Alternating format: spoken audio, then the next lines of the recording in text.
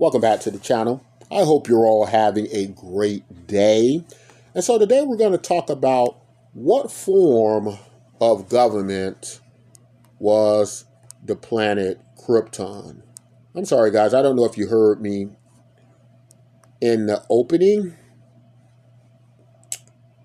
but I was asking the question, what form of government took place on the planet Krypton, right? And so, if you're into questions like this, maybe you're an econ student, we also have videos that talk about the economy of the Dune franchise, right? The governments of Star Wars. And make sure you subscribe and follow the channel. And you can also learn some information we have about those particular franchises. But in the exploration of the planet Krypton, what is the form of government that is practiced on the planet Krypton? And it is known as a scientocracy, right? So what exactly would a scientocracy entail, right? So a scientocracy would be a system, a government system based on scientific knowledge, right? And that's saying a lot because especially as we're now in the 21st century, and that's very interesting because now we have thinking machines, right? We have these language models, the applications, these chat GPTs, and they seem to be evolving to a point where they can not only communicate with us, right? But through machine learning, they have an aspect of reasoning, right? For lack of a better word, right? Now, of course, the speculation is these things start off with like an IQ of 140, so they're already much more smarter than human beings are going to be on average. And it would follow that they will probably be able to reason a lot better than we are and make better decisions, right? At some point in time, if not already now, right? They might can tell you what the best decision to make in a set of circumstances that might be above what a human can reason at this present time, right? So it brings up the idea of, in the Superman lore, in the mythology as such, they choose this form of government, and they are an advanced civilization, thousands of years ahead of human beings, right? So it would kind of follow that if they chose that form of government, that it would be based on their ability to see it as the best form of government through thousands of years of maybe trial and error. It is also important to note that Krypton had other forms of government prior to scientocracy. They had a monarchy, right? It's almost kind of reminiscent of if you watch Star Wars, you're into the Star Wars. I'm sorry, not Star Wars, but Star Trek universe. You have a race of aliens that somewhat remind you of Kryptonians, right? But they got the pointy ears, the Vulcans. And the Vulcans have a high science council, and their entire race is driven by logic. So they are, basically in a scientocracy of their own, where this scientific council rules, right? They are also, it's brought out in some comic books, very similar to Kryptonians. In some works, Kryptonians are looked at as being emotionless and logical, right? It sounds almost like a dead ringer for the Vulcans. Star Trek.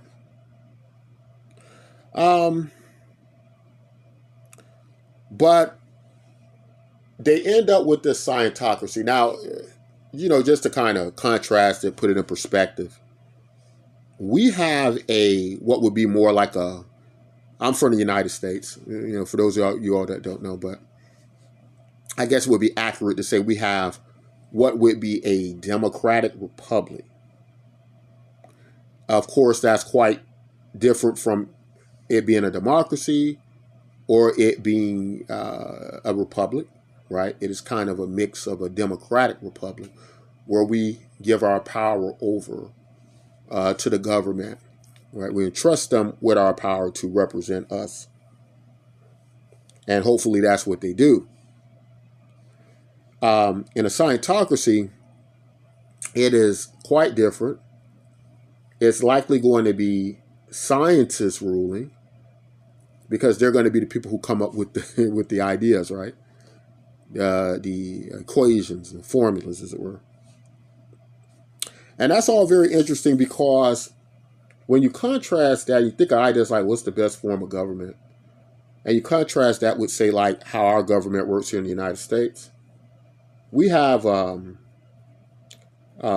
great deal of the professions, it would seem, of the people in our government roles are attorneys, lawyers. There are people who know constitutional law. There are people who know the law, right? And of course, knowing the law would serve some importance, I would think. But I find it interesting. I was listening to an attorney, and the attorney was saying something to the point of he doesn't do anything. He doesn't create anything. He didn't build anything. So attorneys, don't come after me. In my circle, I have quite a few attorney lawyer friends, and these are not my words, but this is one of your peers who was saying something to the point of he really doesn't build anything. He really doesn't do anything. He doesn't know how to do anything. And so when I hear things like that, I think of right away ideas like mechanical things, like people who invent machines and build things, right? People who do manual labor. I think of people who are maybe doctors, heal people and such, right? And when you get to a lawyer, right, they're reciting law, but, they're not really creating anything. They're not making anything, right? And so I think what some people have started to lean towards in a bit more is they may be in government roles want to see the engineers, the doctors, the scientists, these very learned, intelligent people who they feel can isolate problems, maybe come up with solutions a great deal better. And so I think that's very interesting to contemplate, to consider, right? With the government of Krypton being this scientocracy, where maybe if you win the Nobel Prize, you're the top person. Now members of the Kryptonian scientocracy and scientific council were figures like Jor-el, who we better know as Superman's father, who sent them to Earth, right? Now they worked on a guild system. Now this is kind of reminiscent of what I mentioned earlier, like Dune. Dune would have guilds within their government structure, right? And so you would have in the Kryptonian structure, you would have the scientific guild, right? What they might term in some iterations the Imperial Scientific Council. Then you might have something aside that like the Military Council or the Military Guild, I'm sorry. And you might think of figures like General Zod, right? In some stories, I believe General Zod overthrows the Scientific Council, right? And they overthrow it like a coup. So you have like the Military Guild. Then you might have something like the Artist Guild, right? Or the Keeper of the Archives historians like Superman's mom, right? Laura. As such. And they all hold their positions in power. Now, in some stories, you would have it to where the people in their prospective roles, their government roles, would work something like what we saw in Man of Steel, right? The Zack Snyder film. But I don't consider to be Superman, guys. You know I'm Team Donner.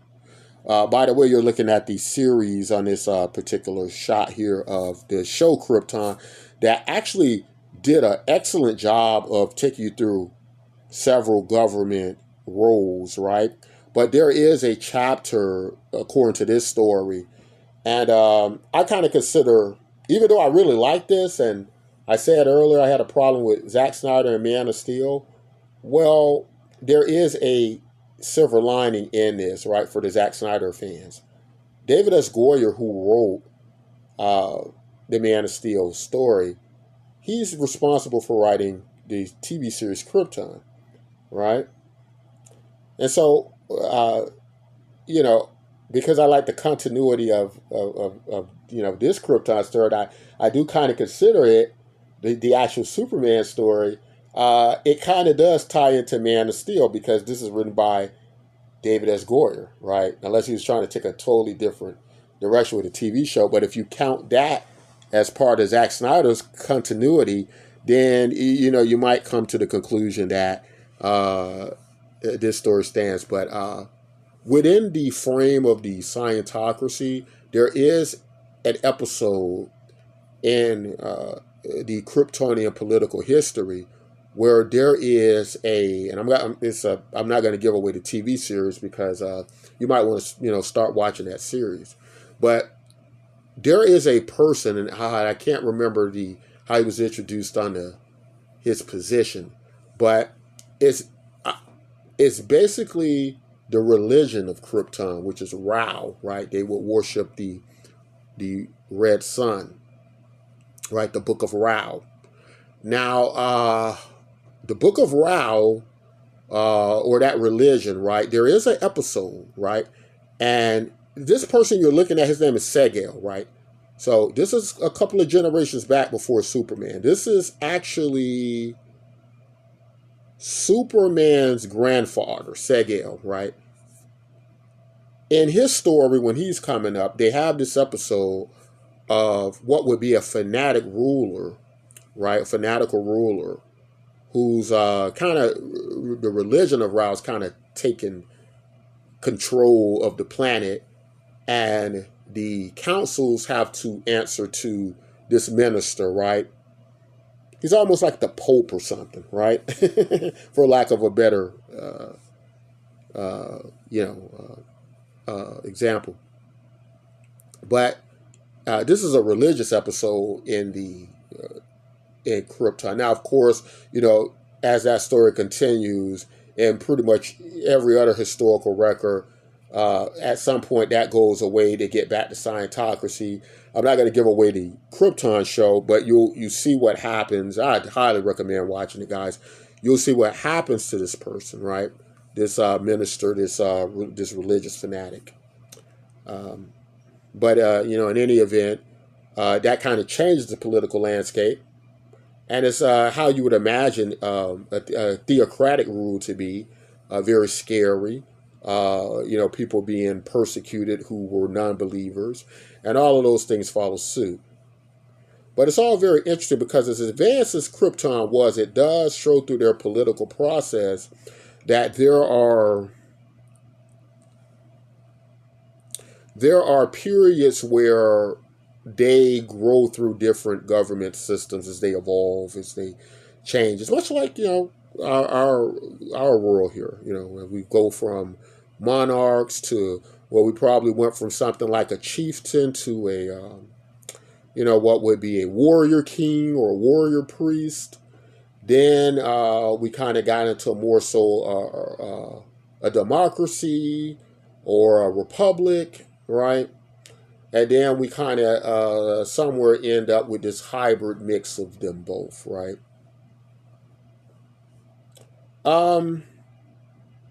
And so that's kind of how the government of Krypton was. So it was a Scientocracy. I guess my question for you all would be, what do you think the best form of government would be for an advanced civilization? It is clear that Krypton did not choose the type of government we have here on Earth, they chose putting all the smartest people who had all the answers together into the form of government. And if you got to think about it, right, you would think that logically makes sense, right? Like, why would you have somebody in a position who's not qualified, who's not throughout humanity, not the top of their field, not the best at that particular thing, right? You think if you chose a politician, you would choose the best statesman, right? The most the statesman who maybe has a handle on most precedents that took place, most laws and cases and governments, right? A historian, if you would, right? A philosopher, right? A philosopher king. You think all those things, but no, we kind of just, it could be Joey down the street who drinks a beer and really doesn't care about any of that. That's how democracy works, right? So what do you all think would work best? Like, probably some of you who've noticed, who've recently subscribed, and we thank you for subscribing, and we invite you to share the videos and such on your social media, so we get more people watching and more subscribers. But I would say that, we deal in, part of our business is dealing with futuristic economies. And we're using some of the most advanced technology out there now, blockchain technology, to create what we feel will be models of the future up against automation and robots, these thinking machines that probably can do a lot of things better than us. But if they can do so much better than us, and they can maybe even displace us out of work, what do we do, right? And what would be the system in a world like that that could be coming? Because we got ChatGPT. They're putting ChatGPT into robotic bodies, right? And remember, these robot bodies are going to get 30, 40, 50 years, which is not a lot of time. It probably before that, but let's just say 50 years from now, which is not a lot of time on a political scale. Remember, 50 years from now, many of you all watching this video probably might still be living, right? And you might be in a government like that, right? And what would be the best, though, in a world where a machine can do everything? Because that's another thing about Krypton. They actually encounter a similar problem with the brain interactive construct, or what we know in the comics as Brainiac, that had a very pivotal role ruling the government in relation to the government of Krypton, and in some iterations, even some versions, even running Krypton, right? Some people have proposed a AI government, right, where a AI is in charge of all the decisions, right? And some have speculated that that might be even better than human beings, as human beings can be a bit, not stable, right? They could be, unpredictable, right? And so that's all very interesting stuff to ponder. But I hope that kind of gives you an idea of how the government of Krypton worked. If you're into stuff like this, you like futuristic governments and economies, and I would invite you all to look at our project Bitcoin MYK, which is exploring what to do about automation and robots and these various forms of governments and the economy and solutions. And we're using what would be some people might call it like a dividend or profit sharing system. We like to call it universal basic income. There's no money that comes out of your pocket into it. It doesn't work like that. It is, all free. And we invite you to take a look at it and play with it and see how you would fare in a futuristic economy. But that's all I think I want to say in this particular video. Guys, as always, take care of yourselves and each other. Don't forget to like the video, and don't forget to subscribe.